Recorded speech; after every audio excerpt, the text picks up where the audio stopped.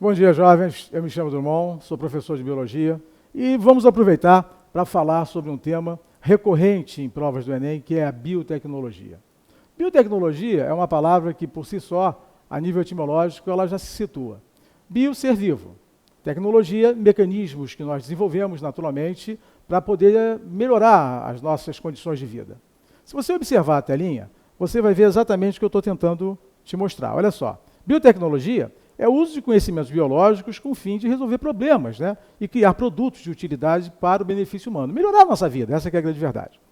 Um belo exemplo de biotecnologia é o que nós vemos exatamente aqui embaixo, que são os transgênicos. Agora, olhe para mim um instantinho. Olhe para mim um instantinho. Existem algumas controvérsias quando nós falamos em relação a transgênicos. Se eu tirar um gene de o Paulinho, por exemplo, usando um exemplo bem simples, cara. Se eu tirar o gene do Paulinho e colocar no Joãozinho, como se eu pudesse fazer isso, né? Mas se isso pudesse ser feito, eu não estaria absolutamente criando transgênese alguma, eu só estaria gerando variabilidade genética. Para eu realmente gerar transgênese, eu tenho que tirar gene de uma espécie, eu tenho que tirar DNA de uma espécie e hibridizar esse DNA com outro de espécies diferentes. Aí eu estou realmente fazendo um transgênico. Volte para a telinha para você observar. Transgênicos, então, são indivíduos geneticamente modificados, sim, mas modificados com genes de espécies o quê? Diferentes. E um belo exemplo de transgênese, um belo exemplo, é o que nós vamos falar agora. É a bactéria produtora de insulina. Observe aqui comigo. Como é que os indivíduos insulino-dependentes, diabéticos, há 30 anos atrás, conseguiam resolver o seu problema terapêutico em relação à insulina?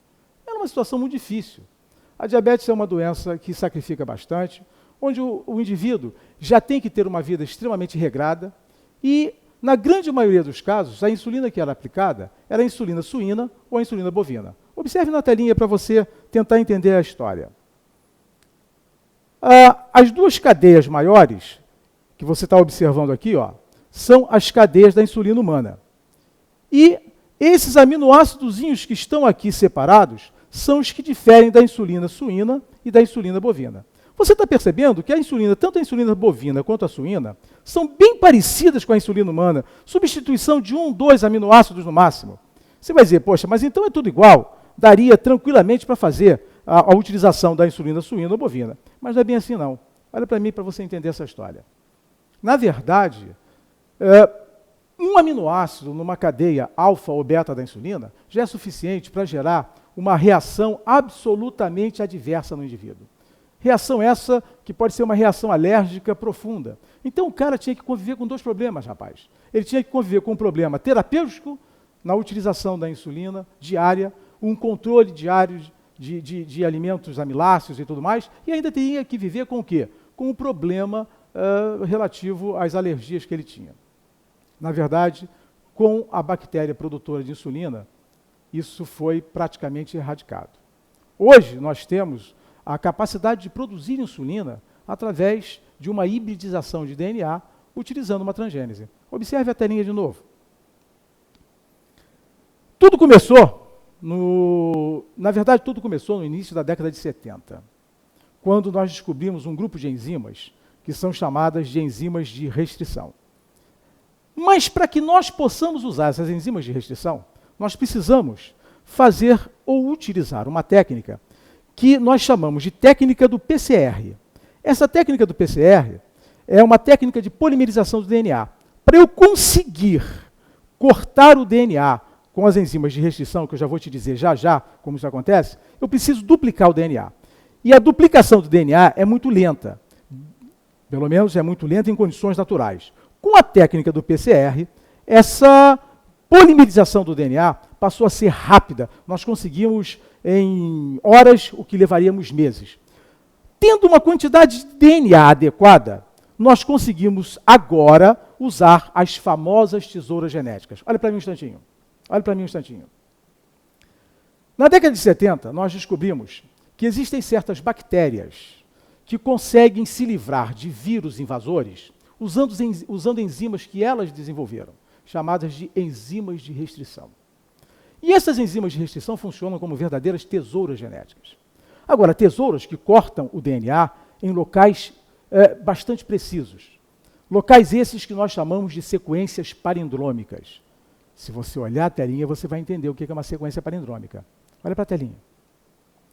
Sequência palindrômica é aquela onde você, lendo os dois filamentos do ácido nucleico, no sentido 5,3, que é o sentido normal de leitura, ela é idêntica nos dois filamentos. Observe essa sequência aqui, ó. AATTC. Olha a sequência de baixo. AATTC. Você está percebendo que no sentido 5,3 a sequência é a mesma? Nos dois filamentos de DNA? Isso é o que nós chamamos de sequência palindrômica. E quando esta sequência é observada em qualquer DNA, existe uma enzima chamada EcoR1, que é uma das enzimas de restrição que nós descobrimos. Ela é capaz de cortar o DNA, deixando essas pontas livres. Cortar aqui, onde você está vendo, e cortar aqui. Está vendo? Nós vamos ter cortes aqui e cortes aqui. Esses cortes são verdadeiras interrupções no DNA que podem fazer com que eu separe pedaços de DNA de acordo com as minhas necessidades. Agora olha para mim. Senhores, com a descoberta das enzimas de restrição, nós conseguimos, então, cortar o DNA praticamente onde nós queremos. Isso foi bom? Isso foi excelente. Porque aí, utilizando bactérias, nós podemos fazer com que elas produzam substâncias de interesse médico para nós. A bactéria que foi usada, né, no processo de transgênese para a obtenção de insulina é uma bactéria de, digamos, poder patológico bem baixo, que é a Escherichia coli. É uma bactéria que normalmente pode ser observada até no intestino humano. Mas é uma bactéria que tem poder patológico e que, portanto, ao ter poder patológico, ela tem um DNA chamado de plasmídio. Observe o slide seguinte. A bactéria Escherichia coli, ela tem dois DNAs, né? Ela tem o DNA do nucleóide, que é o DNA maior da bactéria, e ela tem um DNA menorzinho, que é o plasmídio. Pois bem, é com esse plasmídio que nós vamos mexer. Olha que coisa fantástica, olha o que nós conseguimos. Nós conseguimos, usando as enzimas de restrição, nós conseguimos chegar ao DNA humano e recortar o gene produtor de insulina.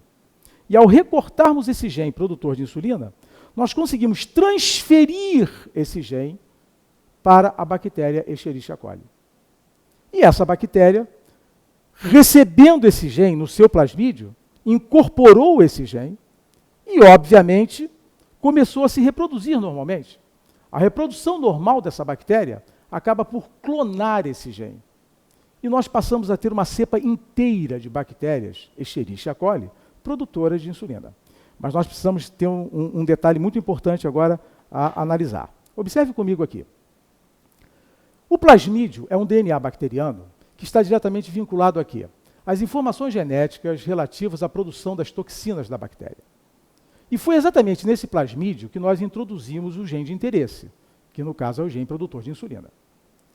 Nós não podemos mexer com o nucleóide da bactéria, porque mexer com o nucleóide da bactéria, estaremos mexendo, obviamente, com todo o metabolismo e podemos, inclusive, levar a bactéria à morte. Então, só nos restava mesmo mexer com o plasmídio. Esse eu posso retirar, eu posso recolocar. Na hora que eu retiro o plasmídio da bactéria, a única coisa que vai acontecer é que ela deixa de ter um poder patológico, ou seja, ela deixa de causar doença. Mas ela não morre, pelo contrário, eu vou tratá-la muito bem, eu vou deixá-la em meio de cultura, eu quero que ela viva.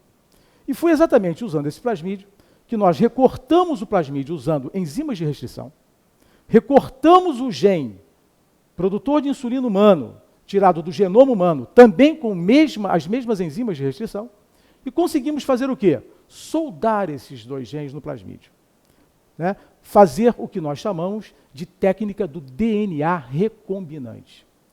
Soldamos através de DNA ligases, né? Soldamos os dois genes, o gene humano ao plasmídio bacteriano.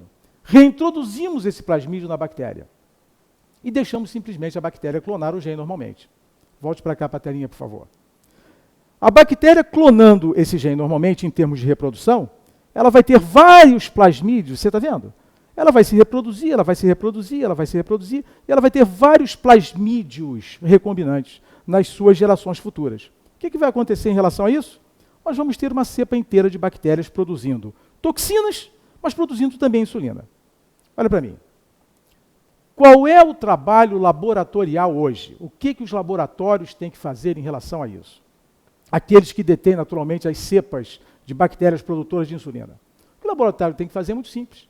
Deixar a bactéria ter a vida normal, deixar a bactéria funcionar, ter a sua fisiologia normal, deixar ela completar o seu ciclo de vida, clonando naturalmente esse gene e deixando que ela produza normalmente as toxinas e a insulina. O trabalho laboratorial é exatamente esse: separar a toxina da insulina. Hoje, meus caros, hoje nós temos uma insulina humana produzida por bactérias e com um detalhe, eu acho particularmente muito importante. No Brasil, remédios de uso contínuo, como é o caso da insulina, para doenças crônicas, normalmente são gratuitos. Existe um convênio com o governo que permite essa gratuidade. Insulina humana hoje é 0,800. Você chega com a receita médica, a dosagem adequada na farmácia e o seu CPF e mais nada. E o governo paga a insulina para você. Isso, sem sombra de dúvida, é um grande, mas um exagerado aumento, quer dizer, na capacidade, né, de sobrevivência. Isso é um ganho, é essa a palavra. Isso é um ganho fantástico na capacidade de sobrevivência dos insulinos dependentes do diabetes mellitus tipo 1. Gente, isso é um exemplo típico de transgênese. Produção de insulina humana já foi cobrada mais de uma vez no Enem. Atentem para esse detalhe. Isso é um detalhe importante. Gente, um abraço e boa sorte para vocês.